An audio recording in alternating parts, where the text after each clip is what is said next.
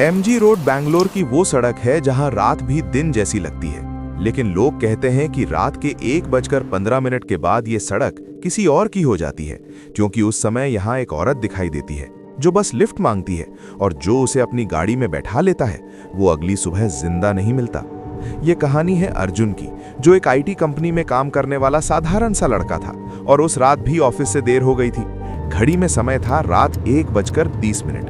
हल्की बारिश हो रही थी, सड़क पर सन्नाटा था और अर्जुन अकेला अपनी कार से घर जा रहा था। तभी उसने सड़क के किनारे किसी को खड़ा देखा। सफेद साड़ी, खुले भीगे बाल और चेहरा झुका हुआ। जैसे ही अर्जुन पास पहुंचा, उस औरत ने अचानक हाथ उठाया और बोली, भैया थोड़ा आगे छोड़ दोगे? आवाज बिल्कुल सामान्य थी, लेकिन उस पल अर्जुन ने जो नहीं देखा वही उसकी सबसे बड़ी गलती थी। अर्जुन ने गाड़ी रोक दी और औरत पीछे की सीट पर बैठ गई। गाड़ी चल पड़ी और कुछ ही सेकंड में अर्जुन को अजीब सा महसूस हुआ, क्योंकि एसी बंद था, फिर भी गाड़ी के अंदर ठंड बढ़ रही थी और सांस लेने पर मुंह से धुआं निकल रहा था। उसने रियर मिरर में देखा तो पीछे बैठी औरत बिल्कुल सीधी बैठी थी, लेकिन उसकी परछाई नहीं थी। अर्जुन ने घबराकर पूछा, आप ठीक है ना?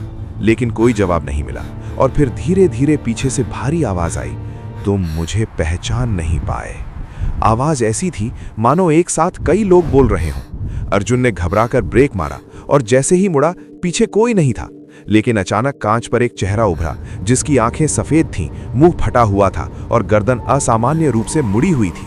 वही औरत अब कार की छत पर थी और बोली, एमजी रोड मेरी आखिरी सड़क थी।